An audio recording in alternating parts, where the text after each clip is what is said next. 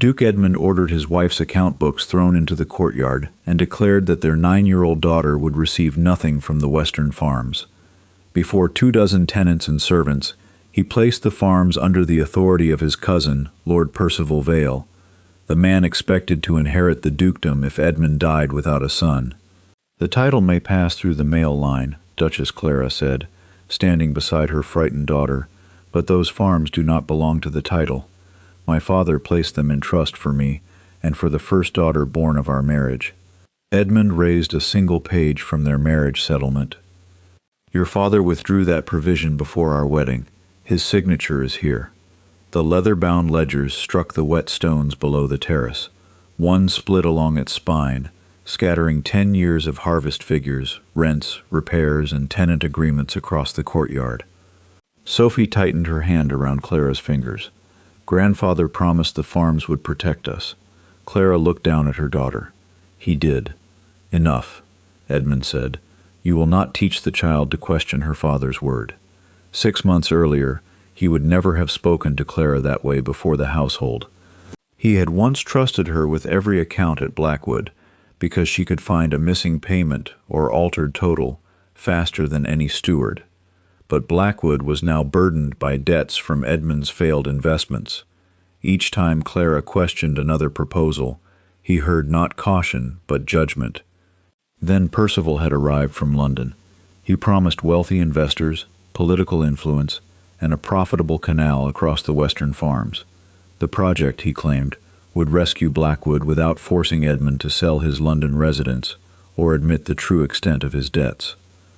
In return, Percival needed authority over the land. Clara released Sophie's hand and stepped toward Edmund. "Let me examine the complete settlement. You have seen the relevant page.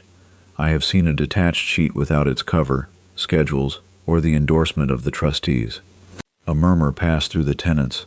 Mr. Bell, whose family had rented the same western farm for 4 generations, removed his cap. "Your Grace, what becomes of our leases?" Percival answered before Edmund could.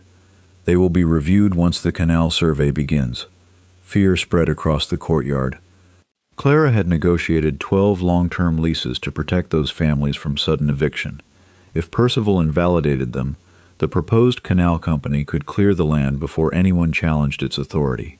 "You assured me no occupied farm would be disturbed," Clara said to Edmund. "I said no final decision had been made." "You have just handed that decision to a man who profits from removing every tenant standing in his way." Percival descended 1 step, his expression composed. "My dear cousin, the Duchess opposed the canal from the beginning. Now that the lawful settlement contradicts her, she questions the document itself." "I question any document I am forbidden to inspect." Edmund's face hardened. "The signatures are genuine." Clara studied the page in his hand. Her father's signature appeared at the bottom beside Edmund's, and that of Mr. Harcourt, the late family solicitor. The ink had faded naturally, and the impressions of the pen looked convincing. But when Edmund turned toward the light from the open doors, Clara saw a pale-crowned emblem within the paper, a watermark.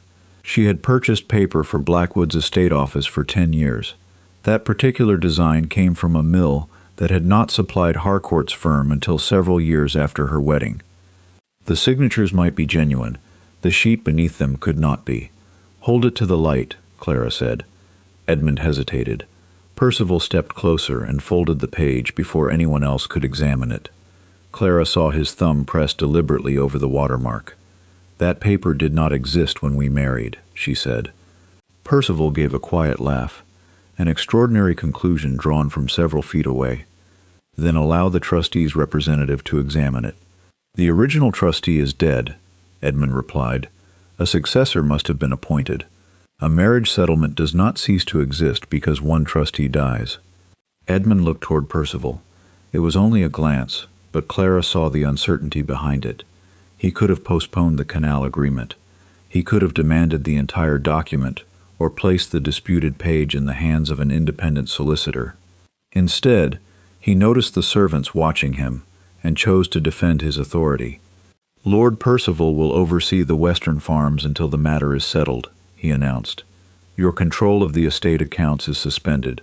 Clara held his gaze. If he receives the rents and records before ownership is established, the matter will already have been decided.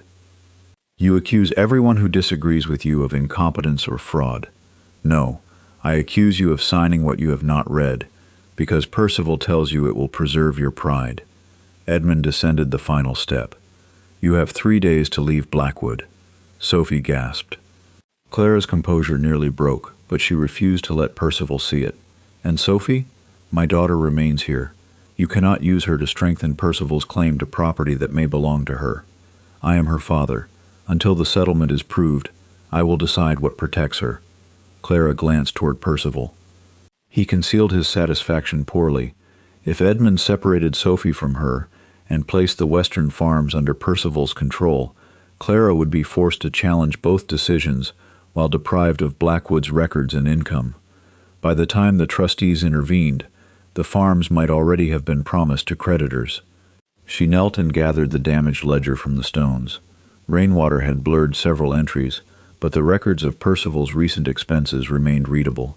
Edmund's steward moved to stop her. Let her keep it, Edmund said. Those accounts no longer concern this estate. Clara rose with the ruined book pressed against her chest. They will concern you when Percival attempts to pledge land you never had the right to give him. For the first time, Percival's smile disappeared. That afternoon, the locks on Clara's office were changed. Her household allowance was suspended, and 2 servants were ordered to pack her belongings. Sophie's governess was dismissed after refusing to keep the child away from her mother. Near dusk, someone knocked softly at the servants' entrance.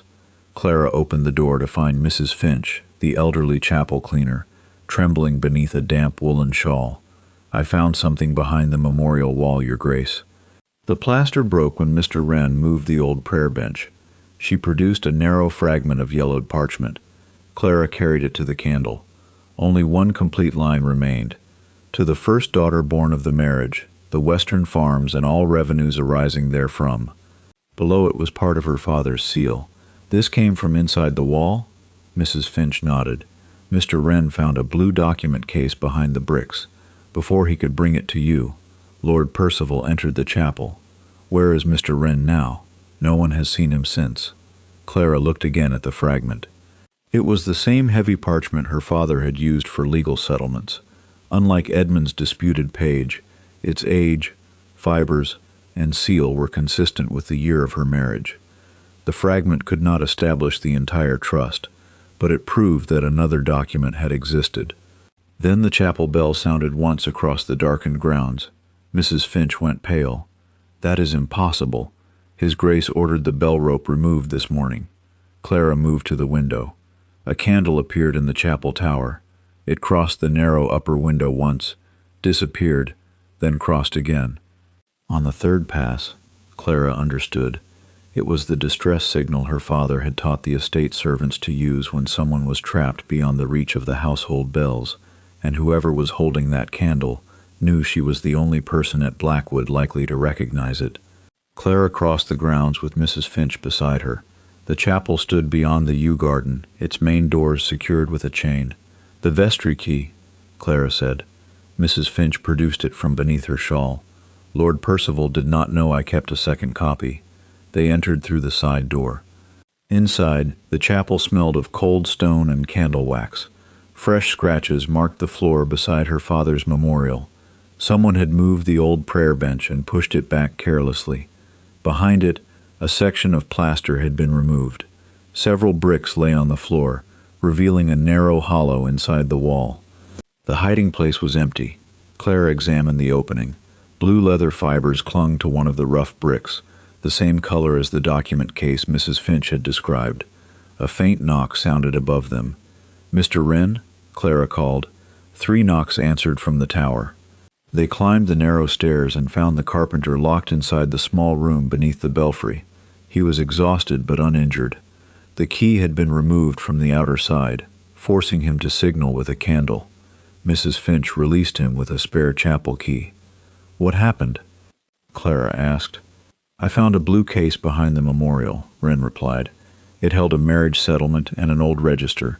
Before I could read more than the first page, Lord Percival entered with Mr. Hales." "Did Percival take it?" He said the papers belonged to the Duke. When I refused to surrender them, he threatened to accuse me of stealing from the chapel. Mr. Hales took the case, and they locked me here. What did you see in the settlement? Your father's seal, Mr. Harcourt's name, and a provision concerning the Western farms. Was there only one copy? Wren shook his head. The register said the settlement had been executed in duplicate. One copy was hidden here after someone entered Mr. Harcourt's office. The other was delivered to a trustee. Before Clara could ask the trustee's name, footsteps echoed below. Edmund entered the chapel with Percival and the estate steward. His gaze moved from the broken wall to Wren. What is the meaning of this? Clara descended to meet him. Percival removed a legal document from behind my father's memorial and locked Mr. Wren in the tower. Percival looked almost amused. I secured a dismissed carpenter after finding him tearing open a memorial wall. I intended to report the matter once I had examined what he stole. You took the blue case, Clara said. I placed it among the estate papers. Then bring it here. Percival's smile thinned. It contained nothing but an unsigned draft and a chapel register. Mr. Wren saw my father's seal. From several feet away, in poor light, Clara drew the parchment fragment from her sleeve.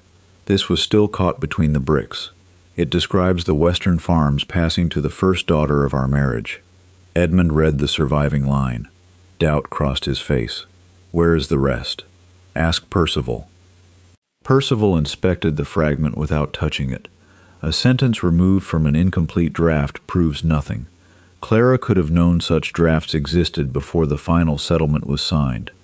The disputed page you displayed this morning was made from paper produced years after our wedding, Clara said. Now the document that might contradict it has disappeared into Percival's possession. Edmund turned to his cousin. Bring me the case. It has already been sent to your solicitor for safekeeping. So quickly? Clara asked. Before Edmund even knew it existed? Percival did not answer her. He addressed Edmund instead. Your wife is turning a damaged draft and the word of a trespassing carpenter into an accusation of fraud. If you surrender authority now, every creditor will know Blackwood's affairs are divided. That was the fear Percival understood best. Edmund folded the fragment carefully, but he did not return it to Clara. The case will be examined when my solicitor arrives. By an independent solicitor, Clara said. By mine. The same office that supplied the page I have challenged? Edmund's expression hardened. You will return to the house. Wren will remain available for questioning, but no one is to enter this chapel again without my permission. Clara looked at the empty wall. You are allowing the man accused of taking the evidence to decide where it is kept. I am preventing you from creating a scandal before the facts are established. No, you are preventing the facts from embarrassing you. Edmund ordered the steward to escort her back to the house. In her rooms, Clara opened the damaged ledger she had rescued from the courtyard.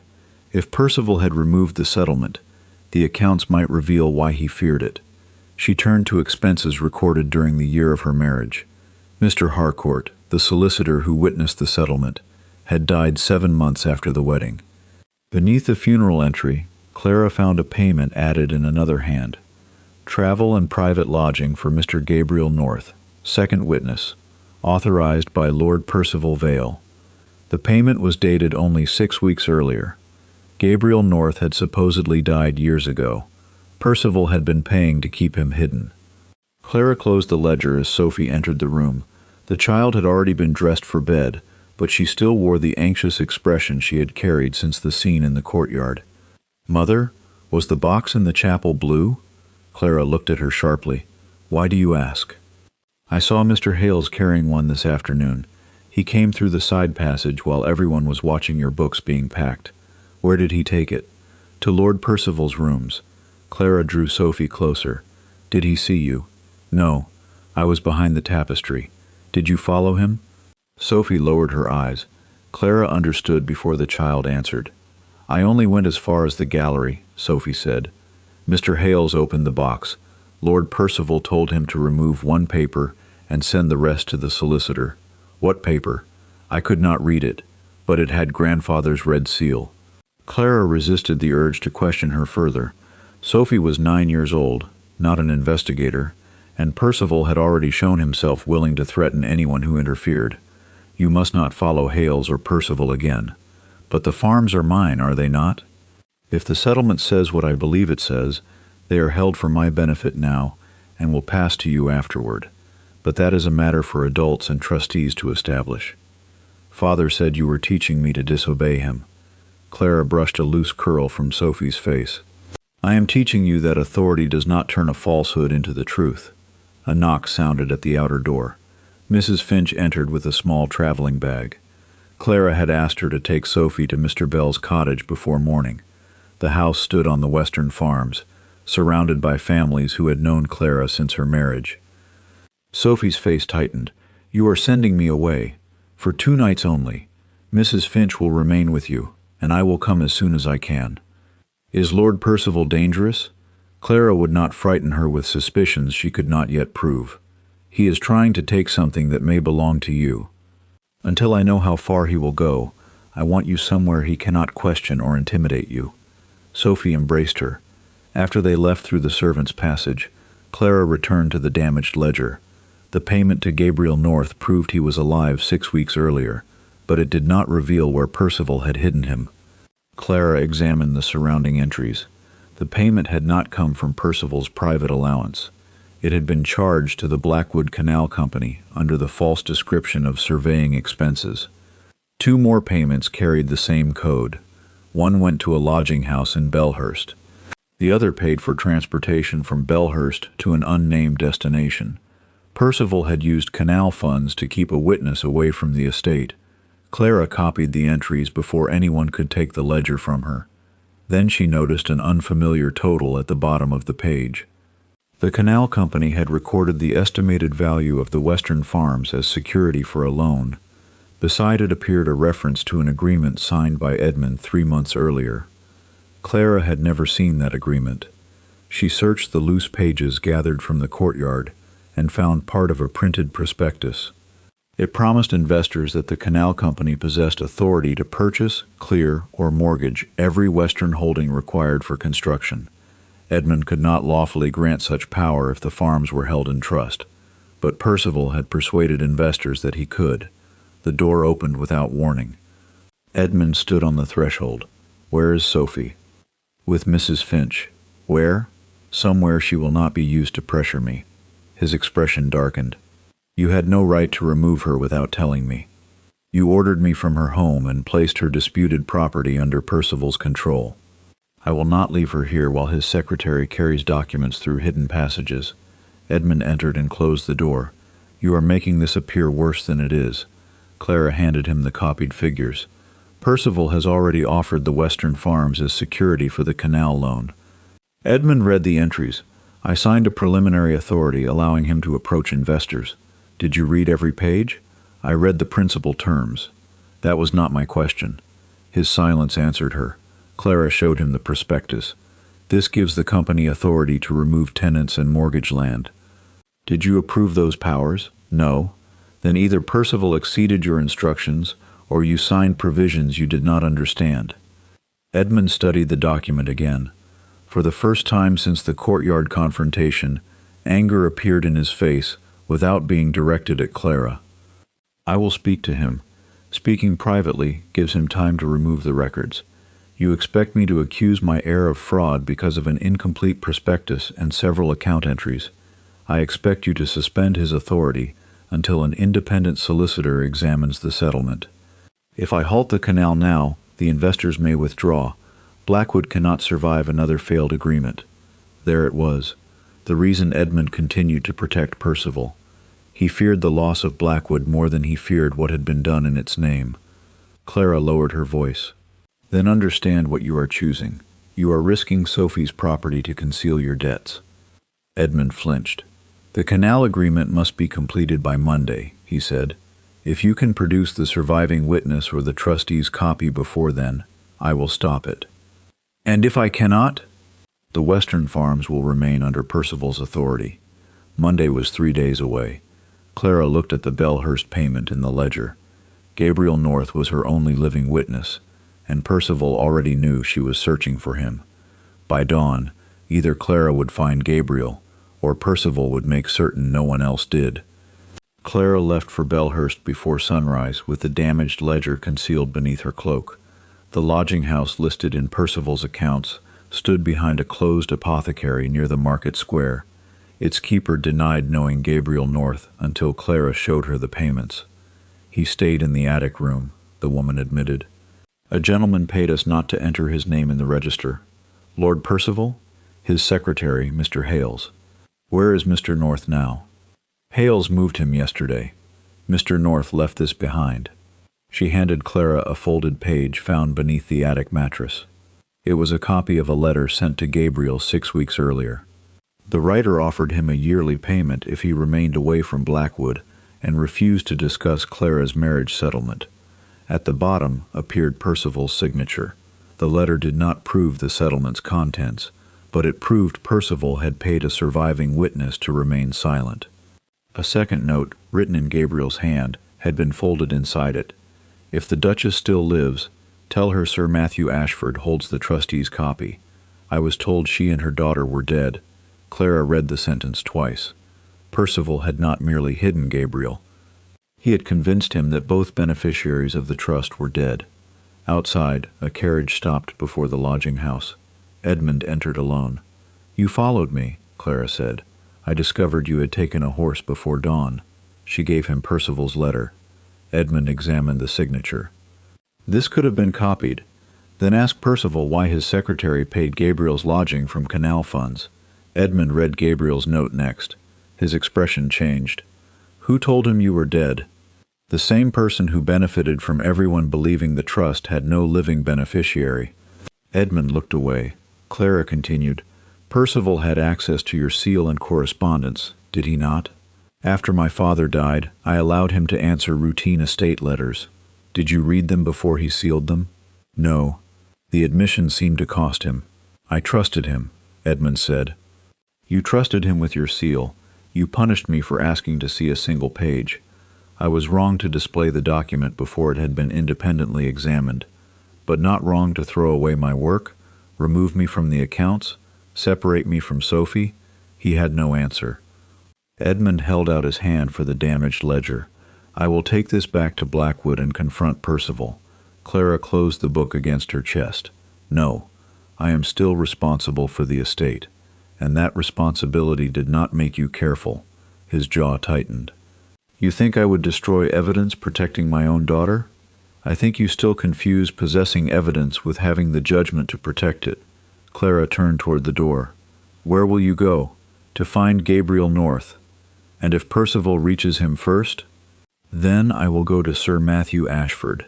The trustee's copy is what matters." Edmund stepped aside, but his voice stopped her. "I will suspend the canal agreement until Monday." "Privately?" "For now." Clara looked back at him. "A private hesitation will not repair a public accusation." She left before he could answer. At the Belhurst posting house, Clara learned that Hales had purchased 2 places on the northbound coach. One was for an elderly passenger traveling under another name. The coach had departed less than an hour earlier. Clara mounted her horse and followed. Clara caught the northbound coach at a posting inn 10 miles beyond Belhurst. Mr. Hales stood beside the stable yard, arguing with an elderly passenger whose gray coat was worn at the cuffs. The man held a walking stick in one hand and refused to enter the private carriage Hales had hired. Clara recognized him from an old sketch in Mr. Harcourt's files. "Mr. Gabriel North?" Both men turned. Hales stepped between them. "You are mistaken, Your Grace." Gabriel stared at Clara. "Your Grace? I am Duchess Clara of Blackwood." The color left his face. "That cannot be. I received notice that you died after Sophie's birth." "My daughter is 9 years old and very much alive." Gabriel looked toward Hales. "You told me this journey concerned the closure of the trust." Hales recovered quickly. "Lord Percival wished to spare an old man from being dragged into a family dispute. He paid you to keep Mr. North away from Blackwood," Clara said. "And now that I have discovered he is alive, you are moving him again." Several passengers had begun watching from the inn doorway. Hales could not force Gabriel into the carriage without drawing attention. He lowered his voice. "Mr. North is free to go wherever he chooses." "Then leave us," Clara said. Hales gave Gabriel a warning glance before walking to his horse. Clara waited until he had ridden from the yard. "Why did you remain silent?" she asked. Gabriel sat on a stone bench. 9 years ago, I received a letter bearing the Blackwood seal. It said you had died, and that your infant daughter survived only 2 days. I was told the Western farms would remain in trust until the legal succession was settled. Who sent the letter? It was signed by Lord Percival, acting for the Duke's family. Did he pay you? An allowance was arranged after Mr. Harcourt died. Percival called it compensation for my service.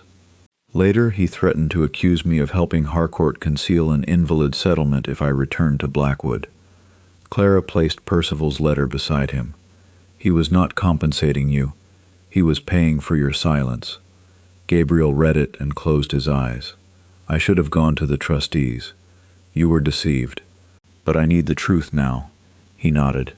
Gabriel had witnessed Clara's marriage settlement with Mr. Harcourt shortly before the wedding. Under its terms, the Western farms were conveyed to trustees for Clara's separate use during her lifetime. Afterward, they would pass to the first daughter of the marriage. The farms were never intended to merge with the ducal estate, he said. Your father insisted upon that. And the withdrawal page Edmund displayed? I witnessed no withdrawal. Could my father's signature have been taken from another document? Yes. Harcourt feared someone had entered his office and examined the signed papers. He hid one executed copy in the chapel wall and sent the duplicate to Sir Matthew Ashford. The chapel copy has been taken. Then Sir Matthew's copy can still establish the trust. Clara looked toward the road. Hales had disappeared, but he now knew Gabriel had spoken to her. Will you testify to what you witnessed? Gabriel hesitated only a moment. I remained silent because I believed there was no one left to protect. I will not remain silent now. Clara arranged 2 places on the return coach rather than continuing alone on horseback. In public, Hales could watch them, but could not easily remove Gabriel without witnesses. Before they departed, Gabriel handed her a small brass seal. I took this from Harcourt's office after his death. He told me it belonged with the settlement. Its face carried the joined initials C and E, the private seal used on Clara and Edmund's marriage documents. The false withdrawal bears this seal, Clara said. Then someone had access to Harcourt's papers after we signed the true settlement. As the coach approached Blackwood near dusk, they passed the western fields. Survey stakes had already been driven through 2 tenant holdings. Men employed by the canal company were marking the first cottages for removal. Edmund had promised to suspend the agreement. Percival had ignored him, and unless the trustee's copy reached Blackwood before Monday, the canal company would claim that Clara possessed nothing more than a witness, a stolen seal, and a fragment of parchment. The coach stopped before Blackwood after dark. Edmund was waiting on the steps. His relief at seeing Clara changed to astonishment when Gabriel North descended behind her. You found him? No, Clara said. I found the man Percival paid to disappear. Inside the library, Gabriel described witnessing the original settlement and receiving a false report of Clara and Sophie's deaths. He placed Harcourt's brass seal on the desk. Edmund listened without interrupting. When Gabriel finished, Clara showed him the survey stakes already placed across the western farms. You promised to suspend the canal agreement. I gave Percival the order this morning. He ignored it. Edmund rang for his steward. Find Lord Percival and bring him here. The steward returned several minutes later. His lordship left for London this afternoon. Mr. Hales went with him. Clara understood at once. Sir Matthew Ashford. Percival now knew Gabriel had identified the trustee. He was traveling to find Sir Matthew's copy before Clara could reach it. Edmund moved toward the writing desk. I will send a warning. With whose seal? Clara asked. The same one Percival has used for 9 years? Edmund stopped. It was a small question, but it exposed how little value his authority now possessed. Any letter sent in his name could be challenged because he had allowed Percival to control his correspondence. Clara gave the steward enough money to hire 2 independent messengers. One would carry a warning to Sir Matthew. The other would deliver a copy to his solicitor in York, establishing when and by whom the message had been sent. Edmund watched her prepare both packets. "You no longer trust anything that comes from my office," he said. "Neither should you." At dawn, Edmund ordered the estate bell rung and summoned the tenants and servants to the courtyard. Clara stood beside Sophie, who had returned safely with Mrs. Finch. Gabriel, Wren, and Mr. Bell remained near them. Edmund faced the same people before whom he had humiliated his wife. "Yesterday, I placed the Western Farms under Lord Percival's authority," he began. "That authority is withdrawn." A murmur passed through the crowd. "The proposed canal works are suspended. No tenant is to leave his holding, and no lease is to be altered until the marriage settlement has been examined by an independent solicitor and the surviving trustee." Mr. Bell stepped forward. "And the accusation against Her Grace?" Edmund looked at Clara. She did not rescue him from the question. "I accused my wife of inventing an inheritance and manipulating our daughter," he said. "I had no sufficient evidence to make either accusation." It was not yet a full confession, but it was the first public truth he had offered. "I also removed her from the estate accounts," he continued. "Until the investigation is concluded, Duchess Clara will have access to every record concerning the Western Farms and the Canal Company." Clara spoke before the gathering could disperse. "Not access granted at your pleasure. The records must be placed temporarily with an independent solicitor." Edmund's face tightened. Every servant and tenant saw the challenge. A day earlier, pride would have made him refuse. This time he nodded. "So ordered." Afterward he found Clara in the estate office. The locks had been removed, but she did not sit behind her former desk. "I have corrected what I can," he said. "You have stopped part of the damage. What more do you expect before the settlement is produced? I expect you to understand that Percival did not take your authority from you. You gave it to him." Edmund looked toward the stacks of unopened correspondence. "My father left debts I did not know how to manage. Percival offered to handle them. Each year, I allowed him to do more. And each year, you resented me for noticing what he concealed. I thought you regarded me as incapable. I regarded you as careless. There is a difference." He lowered his eyes. "What happens if Sir Matthew's copy is gone? Gabriel's testimony, Harcourt's seal, the false watermark, and Percival's payments still establish a case, but it will take longer, and the creditors may act first." A messenger arrived before noon. He carried their first packet back unopened. Sir Matthew's York residence had refused delivery because a letter bearing Clara's signature had arrived 3 days earlier. It claimed Gabriel North was an impostor and instructed Sir Matthew to surrender the settlement only to Lord Percival Vale. Clara examined the forged signature. Percival had reached toward the final copy before she even knew where it was kept, but he had made one mistake. The false letter contained a financial notation, written in the same peculiar hand as the altered canal accounts. For the first time, Clara could connect the forged correspondence directly to Percival's scheme. Clara recognized the forged letter's figures immediately. Whoever had copied her signature formed the number 7 with a crossbar, the same habit visible in the altered canal accounts. She placed both documents before Edmund. The same clerk prepared them.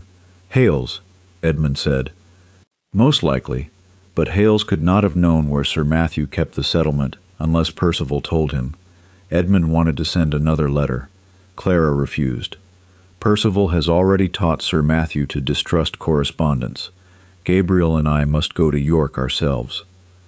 This time, Edmund did not attempt to take control of the evidence. He provided a carriage, 2 trusted servants, and a written declaration revoking Percival's authority. Clara carried the declaration, but she also took certified copies made by the independent solicitor now supervising Blackwood's records. She and Gabriel reached Sir Matthew Ashford's residence the following afternoon. The elderly solicitor received them in his study. When Gabriel entered, Sir Matthew gripped the arms of his chair. "I was told you had accepted money to forge the settlement, and I was told the Duchess and her daughter were dead," Gabriel replied. Clara placed Percival's letter, the false notice of her death, and the forged instructions side by side. Sir Matthew read them in silence. "I should have contacted you directly years ago," he said at last. "Why did you not?" Percival knew my late son had left substantial gambling debts. He threatened to expose them and ruin my family if I challenged the report of your death. I preserved the trust, but I allowed fear to keep me silent. You still have the duplicate? Sir Matthew opened an iron deed box. Inside lay the second settlement, wrapped in cloth and bearing her father's seal. Gabriel identified his signature and Harcourt's beside it. The relevant provision was clear. The Western farms were held for Clara's separate benefit during her lifetime and were to pass afterward to the first daughter born of her marriage. Edmund could neither sell nor mortgage them as part of the ducal estate. Clara felt relief, but not triumph. Percival had already borrowed money against land he did not control. Producing the settlement would protect Sophie's inheritance, but it would not erase the debts created in Blackwood's name. "Will you bring this to Blackwood?" she asked. Sir Matthew nodded. "I will present it before the canal investors and their solicitors. They must see it come directly from the trustee's custody." A formal meeting was arranged for Monday morning. Sir Matthew would retain the original until then, while his clerk prepared certified copies.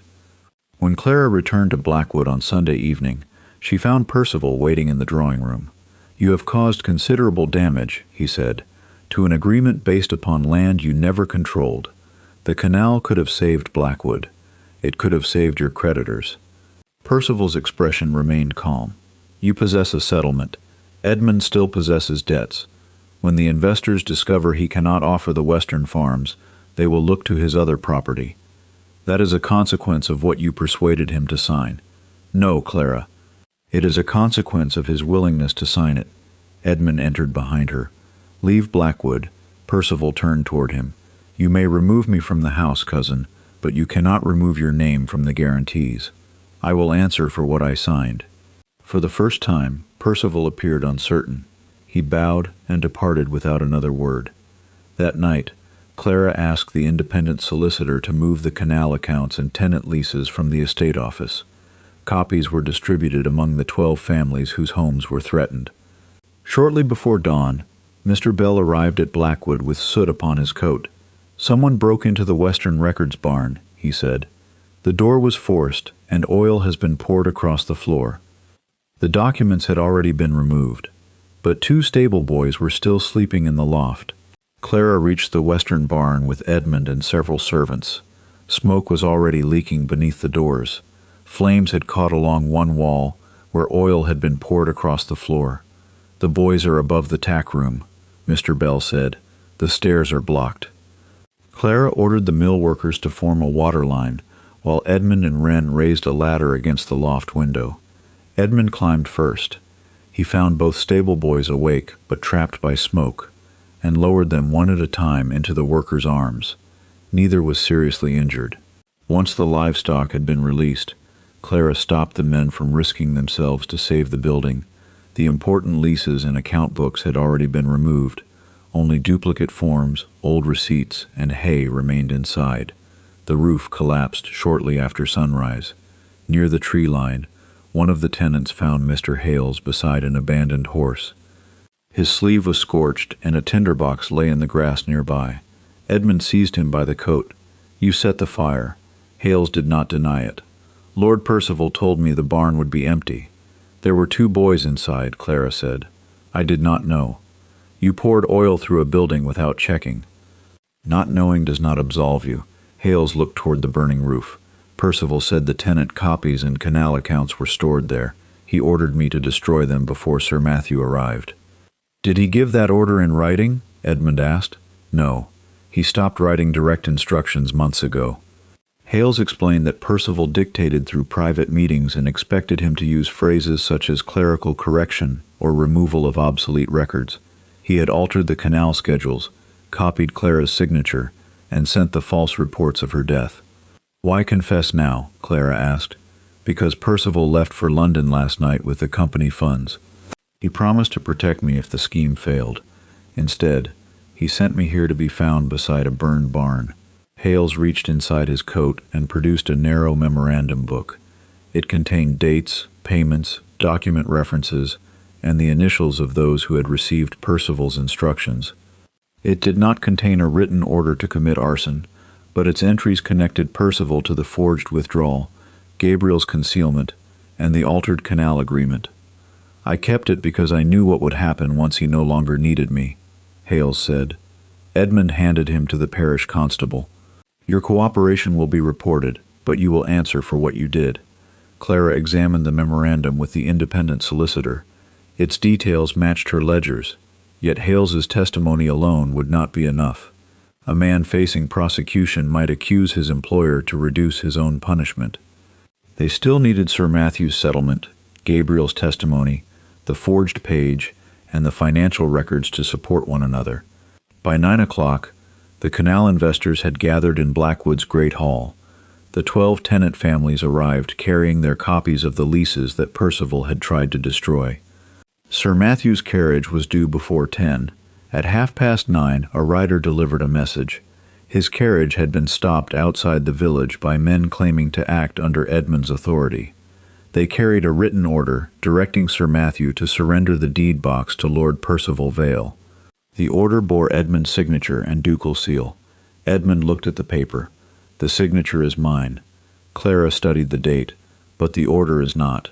Percival had taken a genuine signature from an older document and attached it to one final command, and Sir Matthew was still on the road with the only complete settlement. Clara examined the supposed order. Edmund's signature was genuine, but the text above it had been added later. The spacing narrowed unnaturally near the bottom, as though the writer had been forced to fit new instructions above an existing name. This came from one of the blank authorities you gave Percival, she said. Edmund did not defend himself. I signed several during the first canal negotiations. Then tell the investors that before Percival uses your carelessness as proof of his authority. The doors of the great hall opened. Sir Matthew entered with Gabriel, a local magistrate, and 2 constables. Behind them came Percival. Sir Matthew had refused to surrender the deed box. Instead, he demanded that the men escort him before a magistrate, where Percival was forced to defend the order publicly. Percival stepped into the hall with his usual composure. The Duke authorized me to secure the settlement because his wife has removed estate records without permission. Edmund faced him. I gave no such order. Your signature and seal say otherwise. My signature was taken from another document. I signed papers without requiring the final text to be attached. A murmur spread among the investors. Edmund continued before Percival could interrupt. That negligence was mine. But it did not give you authority to create new instructions above my name. Sir Matthew placed the deed box on the central table and opened it before the witnesses. The original settlement lay inside. Gabriel identified his signature and described witnessing the document with Mr. Harcourt. Sir Matthew confirmed that he had retained the trustee's duplicate continuously since the year of Clara's marriage. The canal investor's solicitor read the provision aloud. The Western farms had been placed in trust for Clara's separate use during her lifetime and secured afterward for Sophie. They were not part of the property Edmund could pledge for the canal. Percival lifted the forged withdrawal page. This later document canceled that provision. Clara placed it beside the true settlement. The signatures may be genuine, but the paper is not. Its watermark belongs to a supply introduced years after our wedding. The text was placed above signatures taken from another document. She then produced the chapel fragment, Percival's payments to Gabriel, the false report of her death, and the forged letter sent to Sir Matthew. The same clerk prepared the altered canal schedules and copied my signature. His method appears throughout these records. The constable brought Hales into the hall. Hales admitted preparing the forged letters and adding schedules above Edmund's signatures. His memorandum book identified the dates on which Percival supplied the originals and approved the payments. Percival looked toward the investors. A frightened secretary will say anything to escape punishment. Then his word should not stand alone. Clara replied. It does not. She opened her damaged ledger. Each payment in Hales's memorandum matched money removed from the canal company. The lodging expenses led to Gabriel. The false surveying fees led to Hales. The altered land values corresponded exactly with the farms protected by the settlement. Different witnesses and separate records all led to the same design. Percival had borrowed money against land he knew Edmund did not control. The investor's solicitor closed the settlement. The Western farms cannot be included as security. Any agreement representing otherwise is invalid. Percival's composure finally broke. If those farms are removed, Blackwood still owes the company. Clara looked at Edmund. Percival was right. Some schedules had been altered, but Edmund had genuinely authorized Percival to negotiate loans. He had signed a personal guarantee for part of the canal debt without reading the accompanying papers. The Western farms and Sophie's inheritance were safe. Blackwood was not. Edmund turned toward the investors. My wife did not invent the trust. She did not falsify the accounts or manipulate our daughter. His voice carried through the same hall in which Percival had expected to take control of the land. I accused her because she questioned documents I was ashamed to admit I had not read. Percival deceived me, but his scheme succeeded because I gave him my seal, my signatures, and the authority of my name. Percival attempted to leave, but the magistrate stopped him. The forged instruments, fraudulent loans, witness payments, and Hales's testimony were sufficient to hold both men for further examination. Hales's cooperation would be recorded, but the fire and forgeries remained his responsibility. Percival was led from the hall. The victory brought no celebration. The investors calculated the legitimate portion of Edmund's guarantee. To satisfy it, he would have to sell his London house, hunting lodge, horses, and most of Blackwood's valuable contents. If those sales were insufficient, Blackwood House itself could still be claimed. Clara had recovered Sophie's inheritance. Now Edmund would have to decide whether he was willing to lose everything his pride had tried to preserve. Edmund did not contest the legitimate debts. He sold his London residence, hunting lodge, carriage horses, and personal investments. Most of Blackwood's paintings, silver, and valuable furnishings followed at auction. The money repaid the investors who had acted without knowledge of Percival's fraud. The altered portion of the canal debt remained under legal examination, while Percival's assets were frozen against the remaining claims. Blackwood House survived, but its grand rooms stood nearly empty. Percival and Hales were committed for trial. The evidence against them included the forged withdrawal, altered loan schedules, false correspondence, payments used to silence Gabriel, and the attempted destruction of the tenant records. Hales's cooperation was acknowledged, but it did not erase his role in the forgeries or the barn fire. The Western farms were formally confirmed as trust property. Sir Matthew appointed 2 independent solicitors to serve beside him. Gabriel North and 2 tenant representatives were added as advisors, ensuring that no single man could again conceal decisions affecting Clara or Sophie. Edmund surrendered control of the canal accounts and signed a deed acknowledging that he possessed no authority to mortgage or dispose of the Western farms. But Clara required one final correction. Edmund summoned the tenants and servants to the same courtyard where he had thrown her ledgers into the rain. Clara stood beside Sophie. Mr. Bell, Mrs. Finch, Wren, Gabriel, and the 12 tenant families faced the terrace. Edmund came down the steps alone. I accused my wife of inventing our daughter's inheritance, he said. That accusation was false. His voice carried across the courtyard. Duchess Clara managed Blackwood's accounts faithfully for 10 years. When she questioned a document, I refused to examine it because doing so would have exposed my own negligence. He looked toward the damaged ledger in Clara's hands. I allowed Lord Percival to use my seal. I signed papers without reading their final terms. I gave him authority over land that was never mine to pledge. When Clara warned me, I removed her from the accounts, threatened her security, and attempted to separate her from our daughter. No one spoke. Percival deceived me, but deception alone did not cause this ruin. My pride gave his fraud the protection of my title. Edmund restored Clara's name in the estate records and confirmed the 12 leases. Funds from the sale of his possessions were reserved to rebuild the Western barn and compensate the tenant families for the disruption caused by the canal survey. The public repair was complete. The private damage was not. In the library, Edmund placed a deed of separation before Clara. Under its terms, Sophie would live with her mother at Westmere, the modest manor supported by the Western Trust. Edmund would retain his legal position as her father, but had agreed that her residence, education, and trust income would be supervised independently. Visits would occur only by prior arrangement. I will sign whatever protects her from another decision made in anger, he said. Clara read every page before taking up the pen. Edmund watched her examine the seals, dates, witnesses, and attached schedules. You still expect me to deceive you, he said. No, I have learned never to build my safety upon what I expect from another person, she signed. After the witnesses withdrew, Edmund remained beside the empty fireplace. I want you and Sophie to stay at Blackwood. We will not. I know I have no right to ask for forgiveness. Regret is not repair, Edmund. What you do after losing the power to command us will show whether your remorse is real. Is there any hope for us? Clara closed the deed. There may one day be respect between us. Do not mistake that possibility for a promise. He lowered his eyes and did not attempt to stop her. Clara moved to Westmere with Sophie.